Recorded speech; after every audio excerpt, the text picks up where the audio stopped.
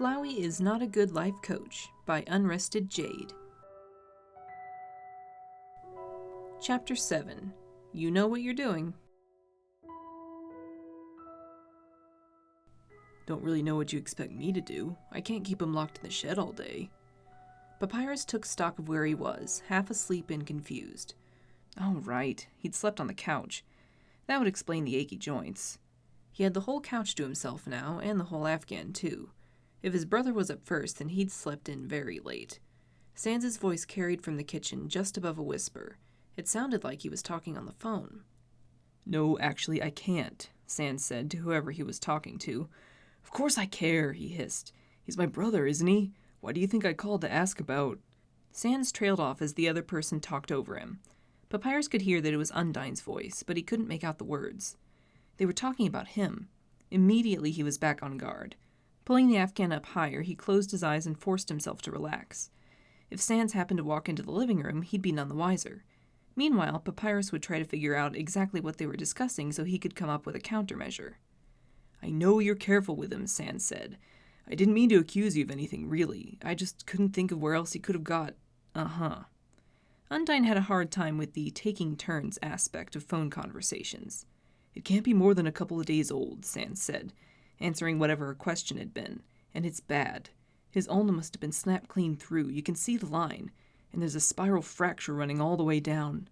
Papyrus's hand found the mended breaks on his arm. The marks were faint. Anyone but another skeleton would have overlooked them. And he'd been careless enough to leave them uncovered at home. All of his long-sleeve shirts had been in the wash. Curse his refusal to wear dirty clothes. He should have known Sans was bound to notice. Sans sighed.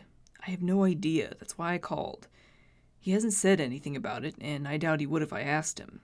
He paused for a long while. I know, he said, voice gone slightly hoarse. I'm worried too. How was he this obvious? Papyrus had been keeping up appearances for a month, but now, for some reason, cracks were beginning to show. Was he letting slip? What were they seeing that he wasn't catching? Other than the literal cracks on his arm, that had been a stupid oversight. And on top of everything else, now he was upsetting Sans and Undyne for no good reason. There was nothing they could do. They were only safe as long as they were ignorant. The least he could do was keep them from fretting over him. When Sans hung up and wandered back into the living room, Papyrus made a show of being woken up by the scuffing of his footsteps. Oh, hey, Sans said. You okay? Not coming down with something, are you? Papyrus was about to protest that he never got sick, but he caught himself. Maybe, he said. What time is it? He knew exactly what time it was. He could see the clock perfectly well. He had checked it 20 minutes ago when he actually woke up. Sans frowned. It's 8:30, bro. You must have slept a good 9 hours. Sans's concern was well-founded. Papyrus generally slept about half that long. He never needed much sleep. Lately, though, he hadn't even been getting the meager 4 hours a night he required. It had to catch up with him eventually. Papyrus sat up, his vertebrae audibly popping back into alignment. He might as well have been sick. Sleeping for so long on an uncomfortable surface had left him stiff and sore all over. Reaching up, he pushed his fist against his jaw, left then right, to pop his neck. That was a little better. When he stood up, his hip shifted into its socket with a dull thunk. "Remind me to never sleep on this miserable thing ever again," he said. Sans shrugged. "Never sleep on that miserable thing ever again." "Thank you, Sans." A skeleton rolling their eyes, such as they were, was a very subtle maneuver and easy to miss. But Sans had seen that particular expression an uncountable number of times. Sans had the gall to laugh. Welcome. If he tried, Papyrus could almost forget about the phone call he'd just overheard and pretend this was an otherwise average morning. Sans said, stuffing his hands into his jacket pockets. Undyne called. She wants to do some training this morning. I told her you weren't feeling very well, but since you're up, it's your call, obviously. If Papyrus hadn't known for a fact that Sans was lying to him, he never would have been able to tell. His brother looked him square in the eye with the same air of affable laziness as always. Papyrus wished he were that good of an actor. It would solve a lot of his current problems. He supposed he'd simply have to practice. And the first step was going to Undyne's for training. Sans had given him an easy out, but Papyrus liked spending time with Undyne. He liked training. Had liked, anyway. But that outward appearance had to stay firmly in place. He'd been getting careless. No more. He couldn't bear to think what might happen if their questioning got out of hand. No matter what it took, no matter how much of his soul shriveled inside him, he would keep them safe. Papyrus watched Undyne measure out 20 paces. "I really don't think this is a good idea," he said. On the 20th pace, she turned to face him. "Look, Paps," she said, arms akimbo. "I get that you're still a little freaked out, but you gotta get back in the saddle." The massive crack in the wall drew Papyrus's gaze like a magnet. The mess had been cleared away, but the rock was marred for good. Undyne snapped her fingers to get his attention. "Hey!" she glared. Her facial fins pushed out stiff. "If you start getting scared of your own magic, you'll never get it under control again." "I don't want to hurt you." Papyrus knew he was annoying her. They were wearing their civilian clothes. Undyne didn't have her armor to protect her, just the loose trousers, tank top, and boots she favored. The thin garments would be less than useless if he miscalculated and attack again. He'd heard of monsters with flesh getting horrendous infections when cloth was pushed into their wounds. Asking Undyne to strip would likely be taken the wrong way. Papyrus abandoned the notion as soon as it entered his mind. Undyne sighed. She wasn't a patient woman, but she was trying, and Papyrus appreciated it. "You won't hurt me, Paps, come on." She folded her arms. "What happened to all that confidence you used to have? This," she said, waving at the crack, "happens sometimes, especially when you break out of a plateau like you did. You just have a little higher power level than you used to, and you gotta get a feel for it.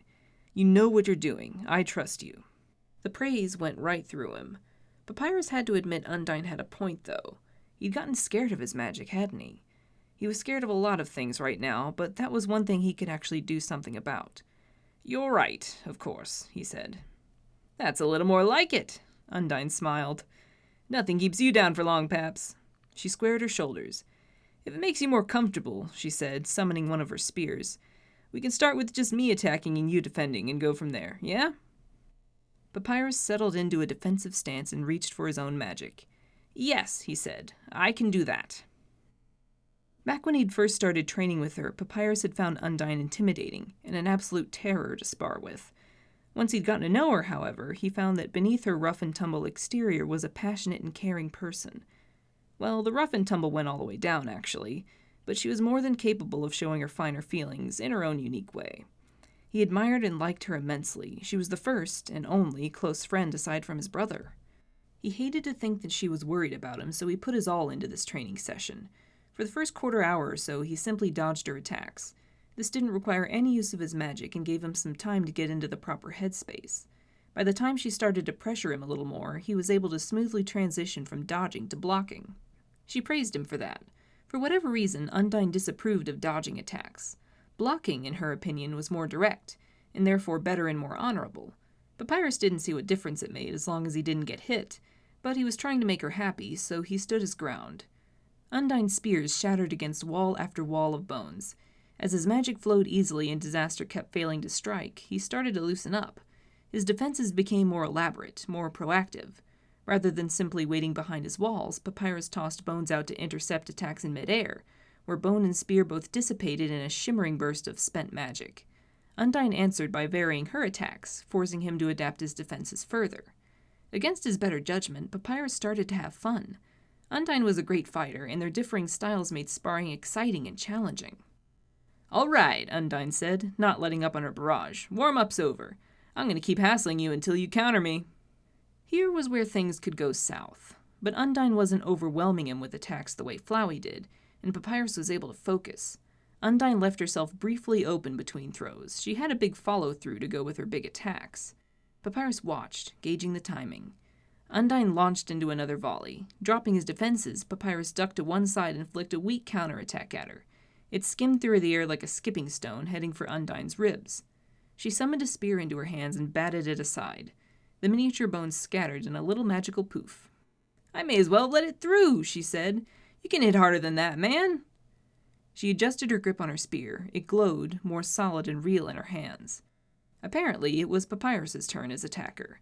He took a deep breath, shifting his stance. Nothing had gone wrong yet. He could do this. His first volley coalesced around him. He felt each waiting attack as a light tug on his soul as he fed them. They were formed just as he intended and were exactly as strong as he wanted them to be.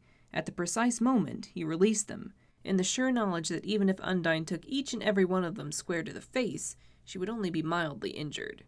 Undyne blocked each and every bone, swatting them from the air and cutting them off at their connection with the ground as necessary. "Too easy." Papyrus frowned. "Fine, then. If she wanted to defend, then she'd defend the way Papyrus thought was best. He started his next attack. Where Undyne's strategy was to pin her opponent down in one place, Papyrus formed his attacks into patterns that forced his opponents to move.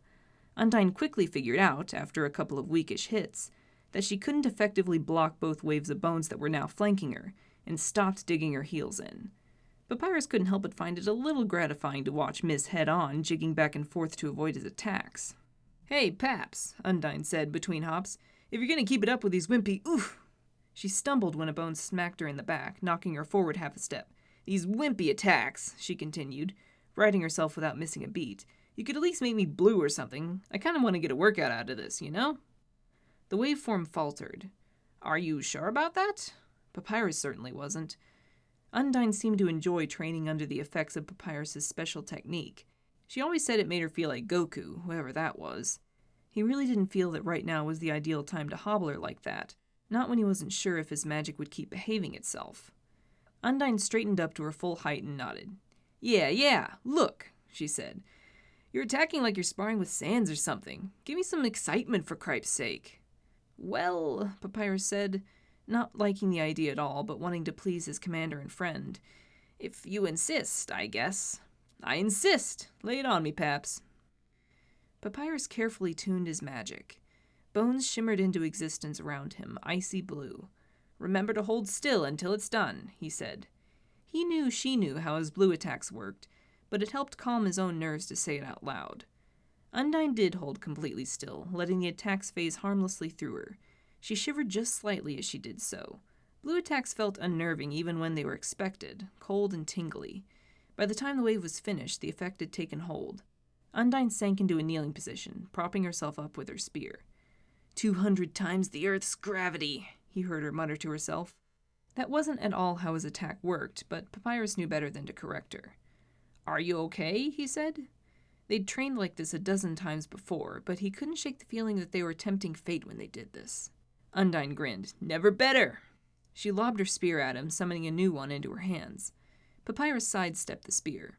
It wasn't even a real attack as much as a strong hint to get back to fighting.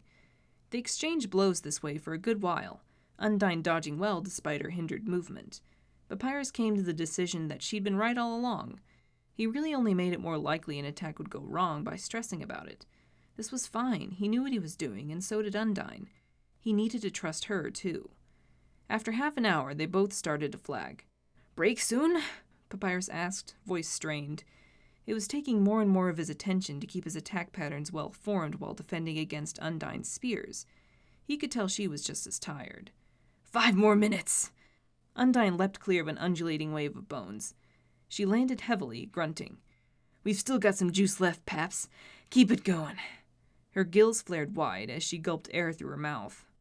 Papyrus skipped out of the way of another volley of spears while he wove together one last pattern. His friend was tired, whether she wanted to admit it or not, so he structured the attack in a way that would demand accurate, small movements to dodge. Failing that, she could probably block most of it. He raised an arm to throw the attack. A gold-colored something moved behind Undyne. Distracted, he focused past her. Flowey smiled and waved a leaf at him. Everything went wrong.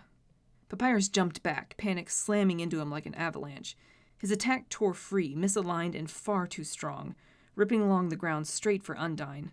If she hadn't been blue, she could have gotten out of the way, but she was too heavy, too tired, and there was no time. In the split second before his attack hit, Papyrus saw her brace herself, barring her spear against her chest, planting herself firmly, teeth bared. Papyrus had started running as soon as the attack launched. He stumbled as he watched it hit, shattering Undyne's spear in an instant and tossing her across the yard like a rag doll. "Undyne!"